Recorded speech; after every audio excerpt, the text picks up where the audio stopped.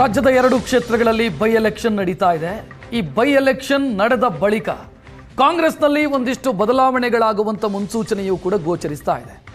ಉಪಚುನಾವಣೆಯ ಬಳಿಕ ಕಾಂಗ್ರೆಸ್ನಲ್ಲಿ ಚಟುವಟಿಕೆಗಳು ಗರಿಗೆದರುವಂತ ಲಕ್ಷಣ.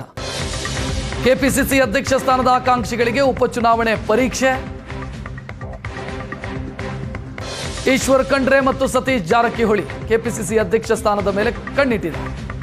ನಾಯಕತ್ವ ಬದಲಾವಣೆ, ಸಂಪುಟ ಪುನರ್ರಚನೆ, ಅಧ್ಯಕ್ಷ ಸ್ಥಾನದ ಚರ್ಚೆ, ಬದಲಾವಣೆಯ ಚರ್ಚೆ, ಇದೆಲ್ಲದರ ಬಗ್ಗೆಯೂ ಕೂಡ ಒಂದು ಸ್ಪಷ್ಟತೆ ಸಿಗುವಂತ ಸಾಧ್ಯತೆ ಇದೆ. ಎಲೆಕ್ಷನ್ ಮುಗಿದ ಬಳಿಕ ಸಂಪುಟ ಪುನರ್ರಚನೆ ಆಗಬೇಕು ಅಂತ ಬಹಳಷ್ಟು ಜನ ಶಾಸಕರು ಪ್ರಯತ್ನದಲ್ಲಿದ್ದಾರೆ. ಹೊಸಬರಿಗೆ ಅವಕಾಶ ಸಿಗಬೇಕು ಅಂತ, ನಾಯಕತ್ವ ಬದಲಾವಣೆ ಆಗಬೇಕು ಅಂತ ಡಿ.ಕೆ. ಶಿವಕುಮಾರ್ ಅವರ ಟೀಮ್ ಪ್ರಯತ್ನದಲ್ಲಿದೆ. ಕೆಪಿಸಿಸಿ ಅಧ್ಯಕ್ಷ ಸ್ಥಾನಕ್ಕಾಗಿ ಇಬ್ಬರು ಕಣ್ಣಿಟ್ಟಿದ್ದಾರೆ, ಸತೀಶ್ ಜಾರಕಿಹೊಳಿ ಮತ್ತು ಈಶ್ವರ್ ಖಂಡ್ರೆ. ಸೊ ಇದೆಲ್ಲದಕ್ಕೂ ಕೂಡ ಸ್ಪಷ್ಟತೆ ಸಿಗಬೇಕು ಅಂತಾದರೆ ಎಲೆಕ್ಷನ್ ಮುಗಿಬೇಕು. ಸೊ ಇವತ್ತು ಎಲೆಕ್ಷನ್ ಮುಗಿದ ಬಳಿಕ ಅಥವಾ ಮೇ 4ರ ಫಲಿತಾಂಶದ ಬಳಿಕ ಬದಲಾವಣೆಗಳಾಗಬಹುದು ಮತ್ತು ಚಟುವಟಿಕೆಗಳು ಇವತ್ತು ಸಂಜೆಯ ನಂತರ ಗರಿಗೆದರಬಹುದು. ಎಲೆಕ್ಷನ್ ಮುಗಿದ ಬಳಿಕ ಚಟುವಟಿಕೆಗಳು ಗರಿಗೆದರಬಹುದು ಅನ್ನುವಂಥ ಸಾಧ್ಯತೆ ಕಾಣ್ತಾ ಇದೆ. ಹೆಚ್ಚಿನ ಡೀಟೇಲ್ ನೀಡೋದಕ್ಕೆ ನಮ್ಮ ಪ್ರತಿನಿಧಿ ಮಾರುತೇಶ್ ಫೋನ್ ಸಂಪರ್ಕದಲ್ಲಿ.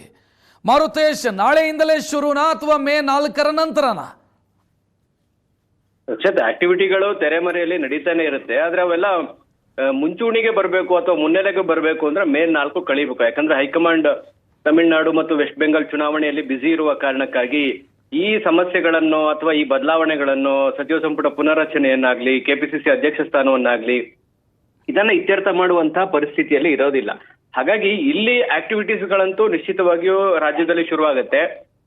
ಆದ್ರೆ ಅದು ಹೈಕಮಾಂಡ್ ಹಂತಕ್ಕೆ ತಲುಪಬೇಕು ಅಂತ ಹೇಳಿದ್ರೆ ಅದು ಮೇ 4ರ ಬಳಿಕ ಅನ್ನೋದು ಬಹಳ ಸ್ಪಷ್ಟ. ಕೆಪಿಸಿಸಿ ಅಧ್ಯಕ್ಷ ಸ್ಥಾನಕ್ಕಾಗಿ ಈಶ್ವರ್ ಖಂಡ್ರೆ ಪೈಪೋಟಿ ನಡೆಸ್ತಾ ಇದ್ದಾರೆ, ಸತೀಶ್ ಜಾರಕಿಹೊಳಿ ಪೈಪೋಟಿ ನಡೆಸ್ತಾ ಇದ್ದಾರೆ.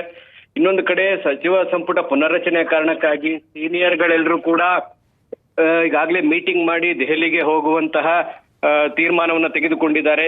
ಈಗ ಅವರು ಮತದಾನ ಇವತ್ತು ಮುಗಿದ ಬಳಿಕ ಒಂದು ಡೇಟ್ ಫೈನಲ್ ಮಾಡಿಕೊಂಡು ಮನವಿ ಕೊಟ್ಟು ಬರೋದಕ್ಕೆ ಹೋಗ್ತಾರೆ ಅನ್ನುವಂತ ಮಾಹಿತಿಗಳು ಕೂಡ ಲಭ್ಯವಾಗ್ತಾ ಇದಾವೆ. ಹೀಗಾಗಿ ಈ ಚಟುವಟಿಕೆಗಳು ಆರಂಭ ಆದ್ರೆ ಅದರ ಇಂಟೆನ್ಸಿಟಿ ರೀಚ್ ಆಗ್ಬೇಕು ಅಂದ್ರೆ ಅದು ಮೇ 4ರ ಬಳಿಕ ಅನ್ನೋದಂತೂ ಬಹಳ ಸ್ಪಷ್ಟ.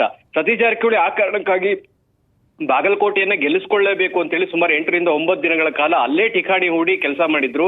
ಈ ಹಿಂದೆ ಶಿಗ್ಗಾವಿಯಲ್ಲಿ ಯಾವ ರೀತಿಯಾದಂತಹ ತಂತ್ರಗಾರಿಕೆ ಮಾಡಿದ್ರು, ಅವರದ್ದೇ ತಂಡವನ್ನ ಕಟ್ಟಿಕೊಂಡು ಇಲ್ಲಿಯೂ ಕೂಡ ಸುಮಾರು 200 ರಿಂದ 300 ಜನ ಅವರದ್ದೇ ಒಂದು ಟೀಮ್ ಕಟ್ಟಿಕೊಂಡು ಸತೀಶ್ ಜಾರಕಿಹೊಳಿ ಅಲ್ಲಿ ಕೆಲಸ ಮಾಡ್ತಾ ಇದ್ದಾರೆ. ದಾವಣಗೆರೆಯಲ್ಲಿ ತಮ್ಮ ಪ್ರತಿಷ್ಠೆ ತಾವು ಗೆಲ್ಲಿಸ್ಕೊಳ್ಬೇಕು ಅನ್ನುವ ಕಾರಣಕ್ಕಾಗಿ ಸಮರ್ಥ ಶಾಮನೂರ್ಗೆ ಟಿಕೆಟ್ ಕೊಡಿಸುವಂತ ವಿಚಾರದಲ್ಲಿ ಇರ್ಬೋದು, ಸುರ್ಜೇವಾಲಾ ಅವರ ಜೊತೆಗೆ ಮಾತುಕತೆಯನ್ನ ಮಾಡಿ ಮತ್ತು ಚುನಾವಣಾ ಸಮಿತಿಯ ಸಭೆಯಲ್ಲೂ ಕೂಡ ಈಶ್ವರ್ ಖಂಡ್ರೆ ಲಿಂಗಾಯತರಿಗೆ ಕೊಡಬೇಕು, ಶಾಮನೂರು ಶಿವಶಂಕರಪ್ಪನವ್ರ ನಿಧನದ ಕಾರಣಕ್ಕಾಗಿ ಅವ್ರ ಮೊಮ್ಮಗನಿಗೆ ಟಿಕೆಟ್ ಅನ್ನ ಕೊಡ್ಲೇಬೇಕು ಅನ್ನುವಂತ ಒತ್ತಾಯವನ್ನು ಕೂಡ ಮಾಡಿದ್ರು.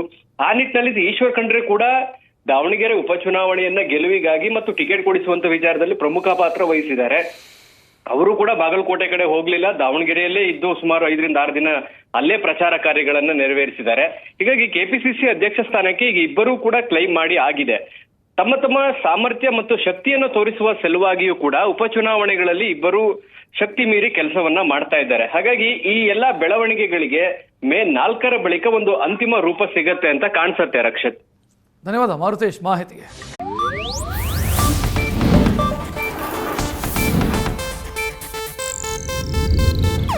ಇದು ಏಷ್ಯಾನೆಟ್ ನ್ಯೂಸ್ ನೆಟ್ವರ್ಕ್ ಪ್ರಸ್ತುತಿ.